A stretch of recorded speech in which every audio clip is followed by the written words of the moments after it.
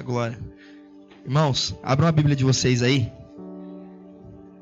O livro é o livro de Marcos.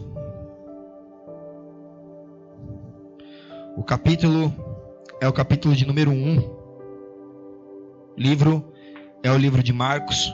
O capítulo é o capítulo de número 1. Vocês estão felizes com Jesus?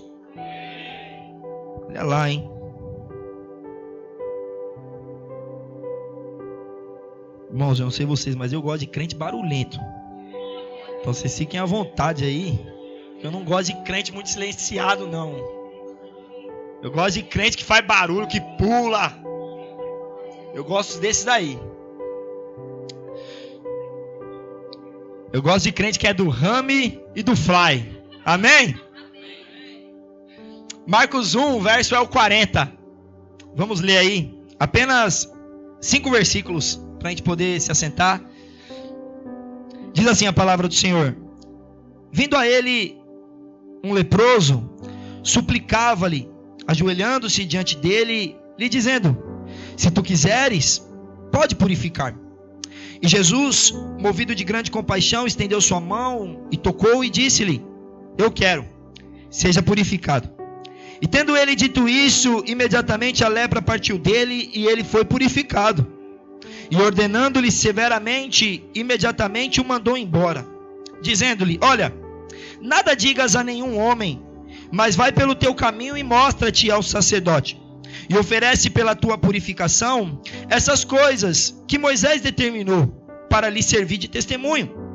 Mas ele, saindo dali, começou a proclamar muitas coisas e divulgar o assunto, de modo que Jesus já não podia entrar publicamente na cidade, mas ele permanecia nos lugares desertos, e vinham até ele de todas as partes. Pode se assentar dando glória a Deus.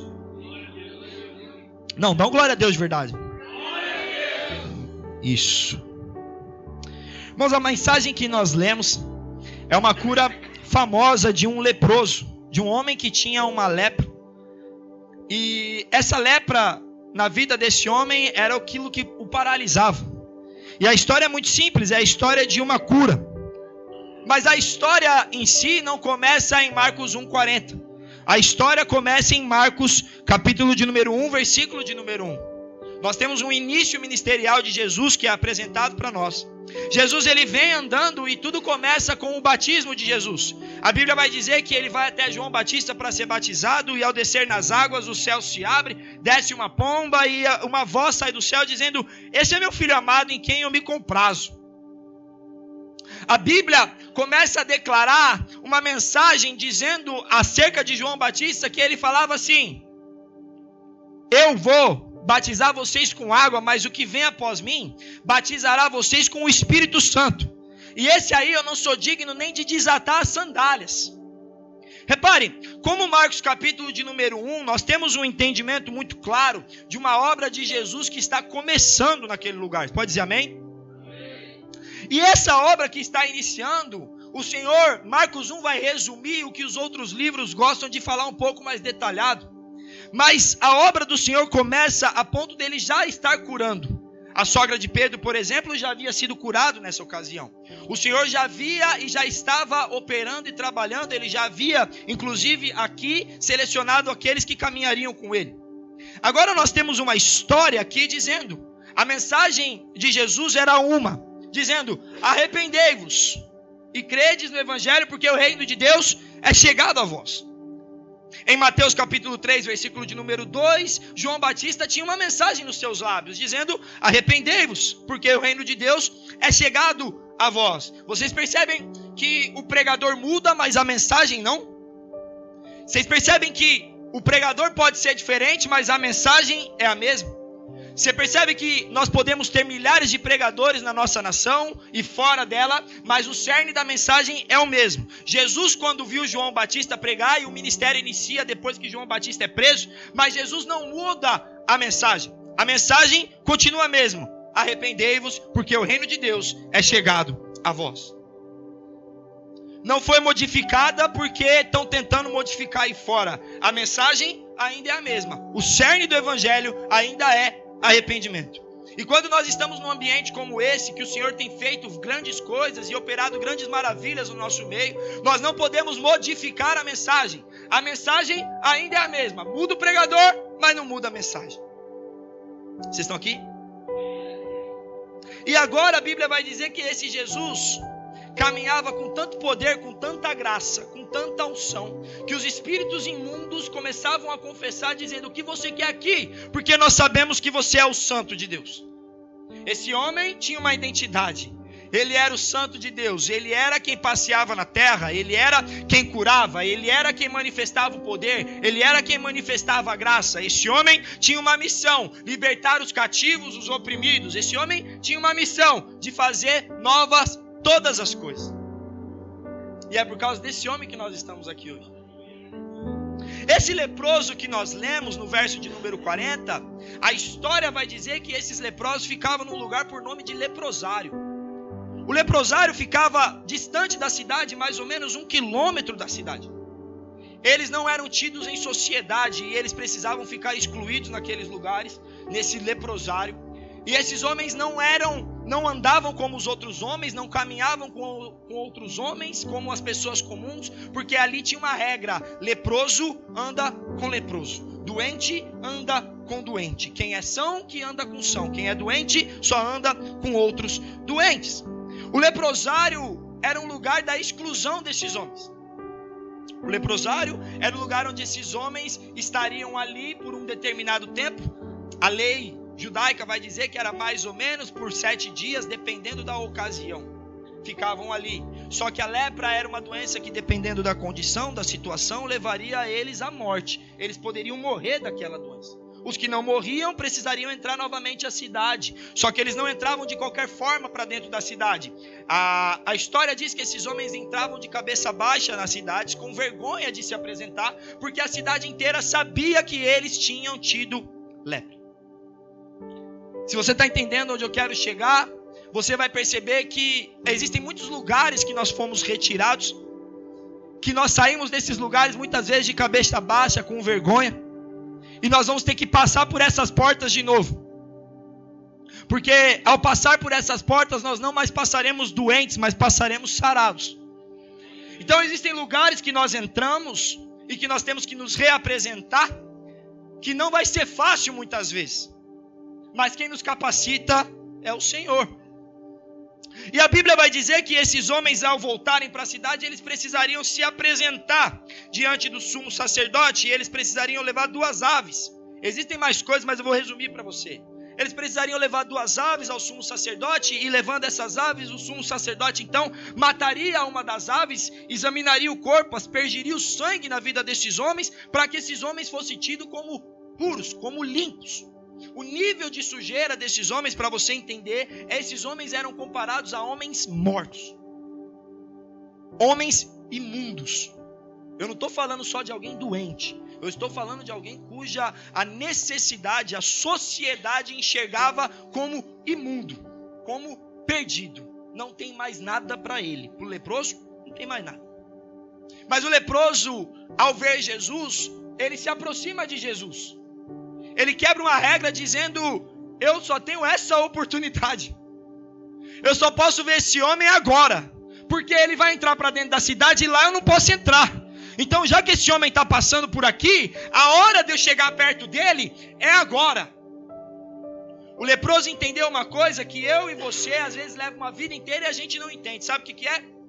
Ele entendeu que existem momentos que nós precisamos esperar o Senhor vir, e existem momentos que nós precisamos ir até o Senhor.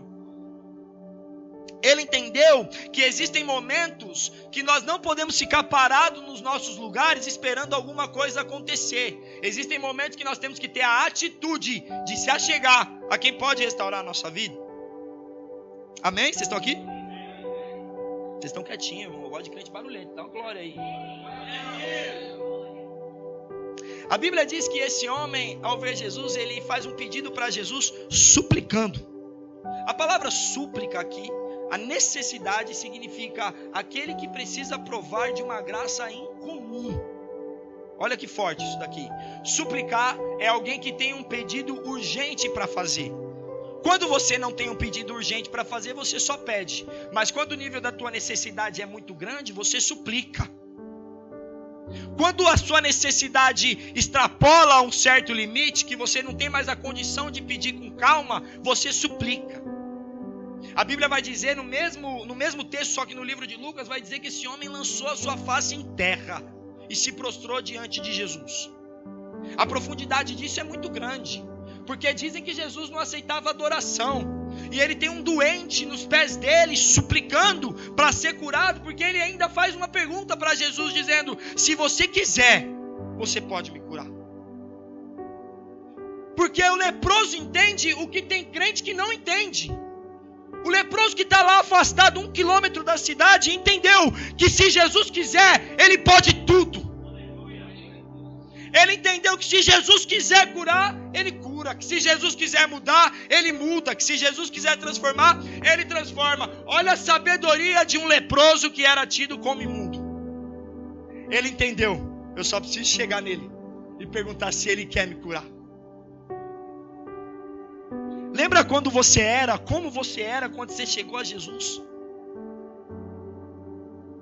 Puxa na cabeça aí quantos anos faz, ou como era a tua personalidade. Talvez nem todos aqui tiveram vícios, mas lembra quem você era. Talvez a lepra não é o vício, não. Talvez a lepra é a mentira. Talvez a lepra é a história mal contada. Talvez a lepra que precisava sair naquela ocasião não precisa necessariamente ser um vício que nós temos na nossa vida. Mas um dia a gente tomou a atitude de chegar até Jesus e dizer: se você quiser, você pode me curar. Se você quiser, você pode transformar a minha vida. A Bíblia diz que ele entende e Jesus fala: eu quero ser limpo, eu quero curar você. E o milagre aqui é lindo, não é lindo? Mas a Bíblia vai dizer, no texto que nós lemos, que Jesus é movido de compaixão. Repita comigo: compaixão. Compaixão é sentir o que o outro está passando. Compaixão é viver o que o outro está vivendo na minha carne.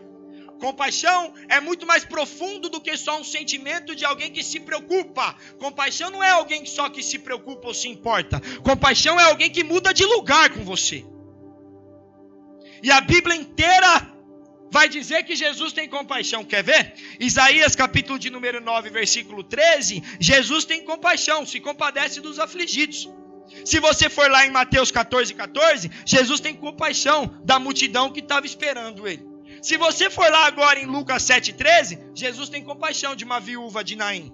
Se você continuar lendo a Bíblia em Isaías 49, 15, a Bíblia vai dizer: o Senhor não se esqueceu de nós. Sabe por que ele não se esqueceu? Porque ele está com você no problema. Porque ele se envolve. Não é sobre algo só aos olhos para parecer bonito, mas é sobre um Deus que entra no teu problema e restaura a tua vida. Não é só sobre parecer que está fazendo alguma coisa, mas é sobre sentir verdadeiramente o que você sente. Nos momentos mais aflitos da tua vida, o Senhor estava lá. Nos momentos de maior dificuldade da tua vida, o Senhor estava lá. Nos dias que parecia que não ia ter fim, o Senhor estava lá. No dia que parecia que ia acabar, o Senhor estava lá com você. Sabe por quê? Porque Ele não esqueceu quem é dele, e Ele se envolve com quem é dele, e o Senhor é assim mesmo. O que eu mais amo no Senhor é que Ele não é só um Deus criador, Ele é um Deus imanente. Um Deus criador é aquele que cria, mas o Deus imanente é aquele que se envolve com aquilo que criou. E o Senhor escolheu um monte de leproso para se envolver.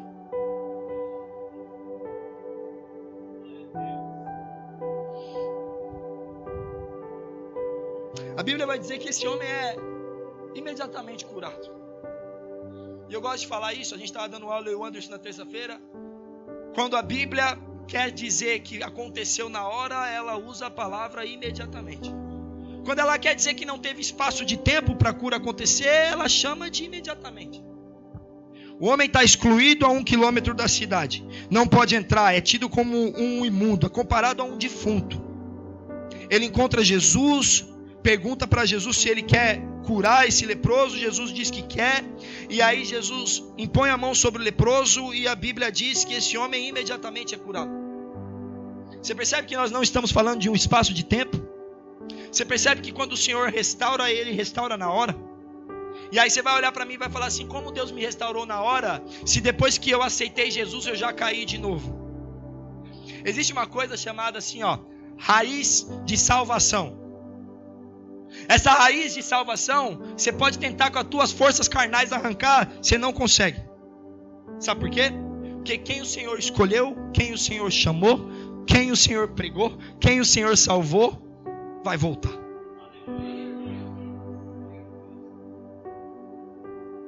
Então a tua história hoje, ou a tua história semana passada, não significa o final dela. Aquilo que você viveu em outros momentos da tua vida não significa que acabou. O Senhor só estava preparando você para aquilo que você ia viver. Nós estamos vendo aqui pessoas sentadas, e eu não estou diante só de irmãos em Cristo, mas eu estou diante de futuros evangelistas, de futuros pregadores, de futuros pastores. Eu estou diante de pessoas que vão propagar o nome do Senhor aí fora de maneira sobrenatural.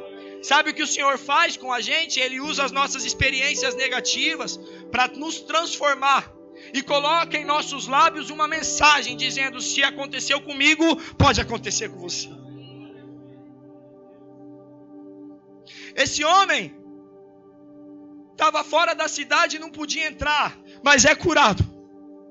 E sendo curado, o Jesus vai pedir para ele o seguinte: não conta para ninguém não que eu te curei. Historicamente a gente sabe que ainda não era uma hora necessária para o ministério ser manifestado, mas Jesus pede um segredo para esse homem: não fala que eu curei você não. Faz o favor, fica quietinho. Só que a Bíblia vai dizer que esse homem entra na cidade, e entrando na cidade ele começa a pregar. E ele começa a pregar o que tinha acontecido com ele. A Bíblia diz que ele começa a proclamar. Sabe o que significa isso? Que esse homem entrou nessa cidade gritando. Ele entrou lá fazendo barulho, que Jesus tinha curado ele, mas Jesus tinha pedido um segredo para ele: não conta não. E ao entrar na cidade ele começa a pregar. Jesus faz do excluído um evangelista. Jesus faz daquele que não era nada alguém capaz de pregar a palavra.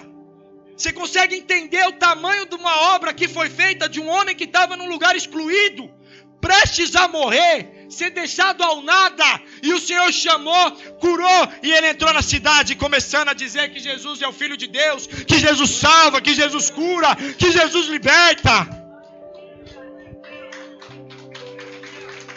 Glória a Deus.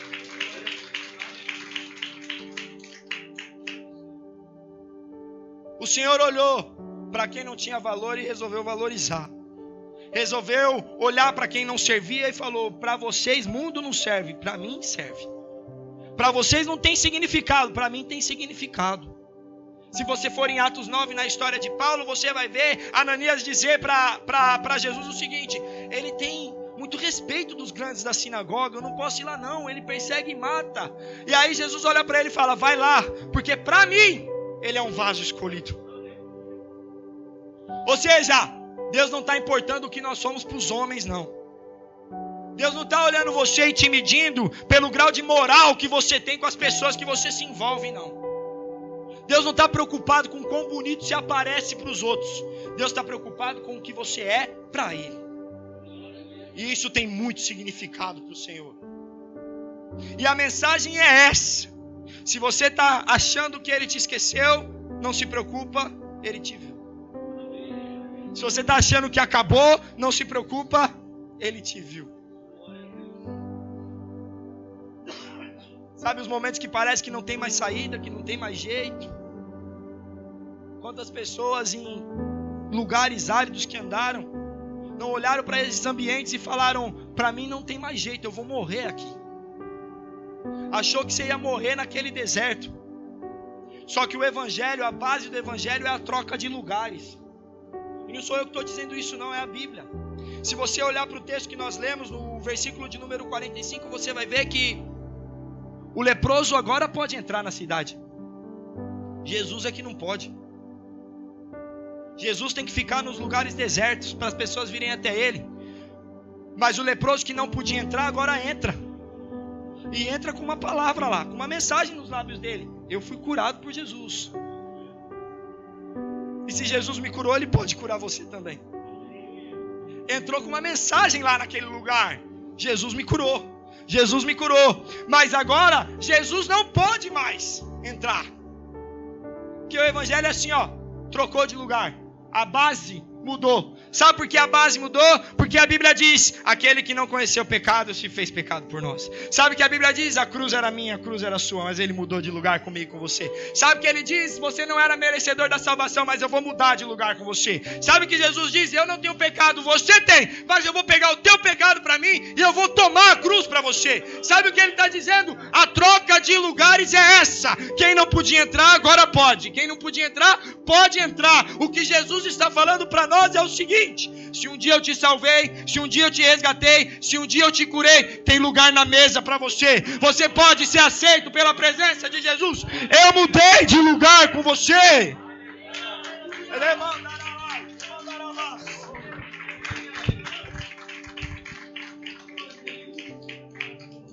A base do evangelho é essa. E o incrível é entender que Deus ama e ponto final.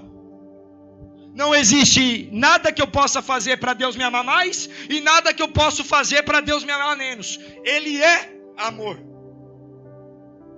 A ponto de olhar para pessoas que não valiam nada e dar valor para elas. Tem sandália nos nossos pés para a pregação do evangelho da paz. Moisés na sarça vai ouvir a voz de Deus e vai ouvir uma mensagem: tira a sandália. Sabe por quê? Porque ele é libertador, não é pregador. Quando o assunto é com a gente, coloca a sandália. Apregoa o que eu fiz na tua vida. Nós somos cartas vivas, testemunhos vivos aí fora. Não adianta você tentar fugir da presença de Deus, porque o Senhor vai pegar você. Não adianta você achar que acabou, porque o Senhor vai te pegar. E Ele vai mostrar para você o seguinte: o lugar que você não tinha, agora você tem. Onde você não pisava, você pode pisar. O lugar que você saiu em desonra, você vai entrar honrado. Porque quem nos chamou, garante a chegada. Ele é teu salvador, Ele é teu curador, Ele é teu resgatador, Ele é teu pai. Deus te ama, Deus te ama, Deus te ama. E Ele te ama com amor santo. E Ele estava lá no dia que você estava fazendo aquilo que você sabe que você estava fazendo. Ele viu você no bastidor. Ele viu você no dia mais difícil da tua vida. E Ele ainda assim te ama. E é por isso que a gente está aqui hoje. Porque Ele amou primeiro. Não adianta, meu irmão, negar o que o Senhor já está fazendo em nosso meio. O Senhor um dia nos chamou e nos limpou, e glória a Deus por isso. Trocou de lugar comigo e com você, e a base do evangelho foi respeitada de novo. Ele se envolveu com a gente, nos chamou de filho e deu uma nova chance para a gente. E de repente, a nova chance que o Senhor deu para a gente não mudou só o hoje, mas mudou a eternidade. No relógio da eternidade, um dia o Senhor vai nos chamar, e deixa eu te dizer algo: tem uma mesa mais bonita que essa aí esperando por nós. E não vale a pena, por mais que a luta contra a carne seja muito grande, não vale a pena ceder a essa tentação. O que vale para nós como igreja, como irmãos, é pedir para que o Senhor nos restaure todos os dias. E se possível, leve a sua carne para a cruz, crucifica ela todo dia. Porque a promessa da esperança dessa vida que chegará para nós é muito maior de qualquer aflição que nós passamos aqui. Apocalipse capítulo de número 21, versículo de número 4 diz assim: naquele dia o Senhor enxugará dos nossos olhos toda lágrima, e não haverá mais dor, E tudo que era ruim passou. Porque a promessa que o Senhor fez para nós aconteceu. E nós estamos aqui por causa dessa promessa. Plantando todos os dias no meio das nossas dificuldades. Mas entendendo que quem nos chamou garantiu. Nessa mesa tem Abraão, tem Isaac, tem Jacó. Nessa mesa tem algum parente que você perdeu que morreu no Senhor. Nessa mesa tem amigos íntimos que você ama muito, que estão esperando por nós lá. Nessa mesa tem comunhão. Nessa mesa tem consolo. Nessa mesa tem conforto. Não vale a pena perder tudo isso por causa de um momento. Nós somos cristãos e não vivemos um momento. Nós vivemos uma vida dedicada ao Senhor. E o mais lindo é saber que essa vida dedicada não tem peso daquilo que nós fazíamos. Porque a Bíblia diz que dos nossos pecados ele já nem se lembra mais. Se coloca de pé em nome de Jesus.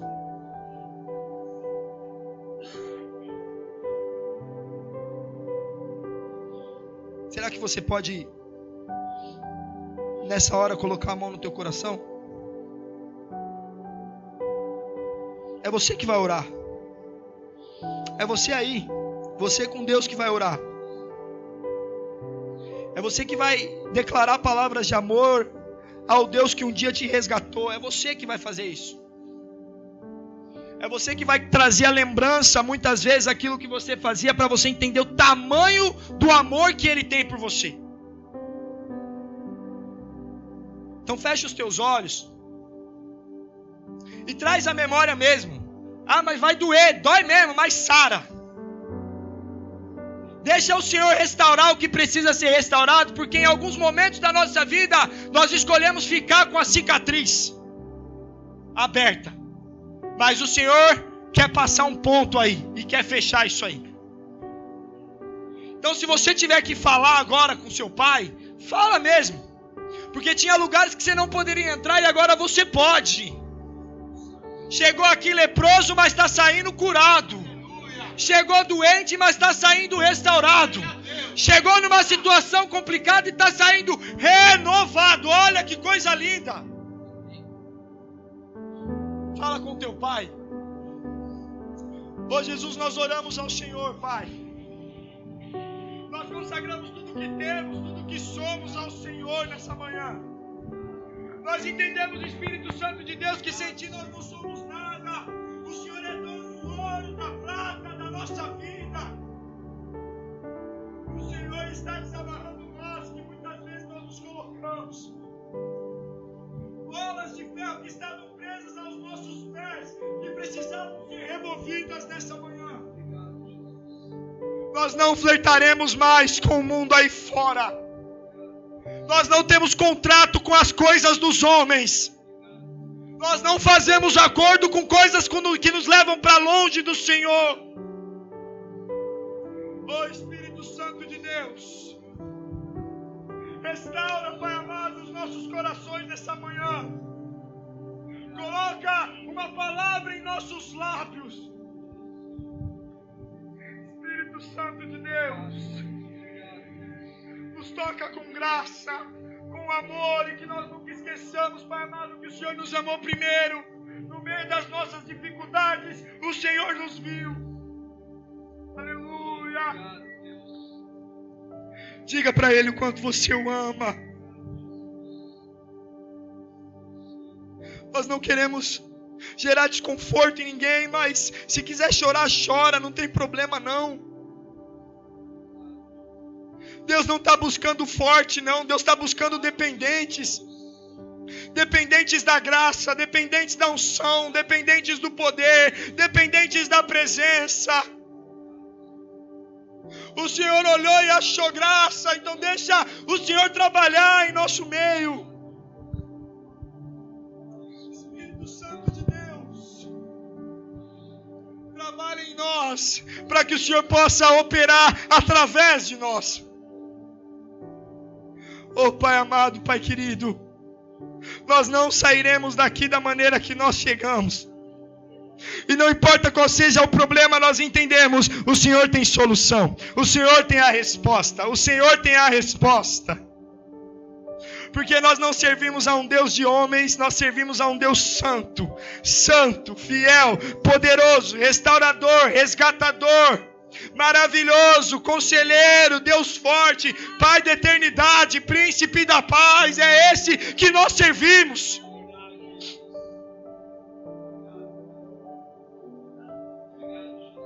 Espírito Santo de Deus, o que em nós precisa ser restaurado, restaura.